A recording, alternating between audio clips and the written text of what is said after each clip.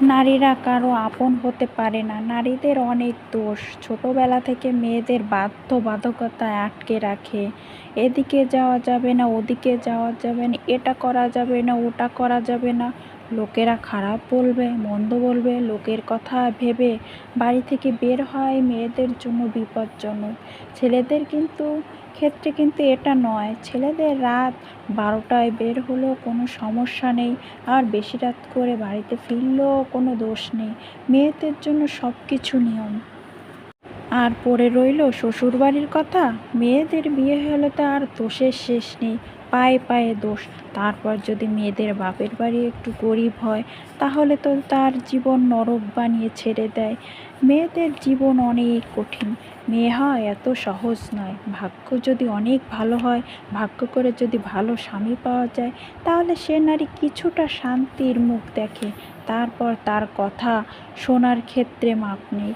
কথা তাকে শুনতেই হবে। নারীদের সবাই কথা শোনাবে, এটা সবাই মনে করবে তাদের জন্মগত অধিকার।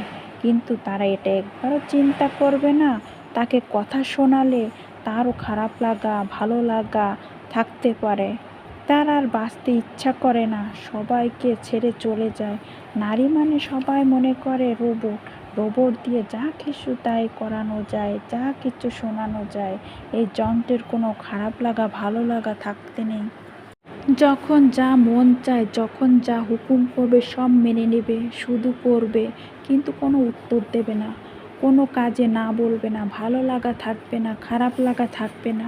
নারীরা সবার বুঝ। এক সময় বাবার বোঝা, এক সময় স্বামীর বোঝা, এক সময় ছেলে মেয়েদের বোঝা। কীভাবে তারা কাকে আপন হবে বলেন? নারীদের তো সবাই তাদের স্বার্থের জন্য ব্যবহার করে। নারীদের ইচ্ছা অনিচ্ছা থাকতে নেই।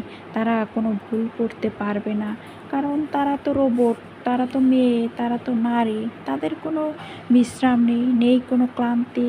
কিন্তু শুধু তাদেরকে ভালোবাসা যায় না কোনো সম্মান করা।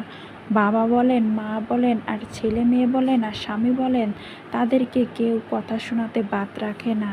আর রইল প্রতিবেশী, তাদের কথা তো আর কি বলবো। যাই হোক, আমার কথাগুলো যদি ভালো লেগে থাকে, তাহলে লাইক কমেন্ট শেয়ার করে দেবেন। আর পরবর্তী ভিডিও পাওয়ার জন্য সাবস্ক্রাইব করে রাখবেন। ভালো থাকবেন সবাই। আসসালামু আলাইকুম।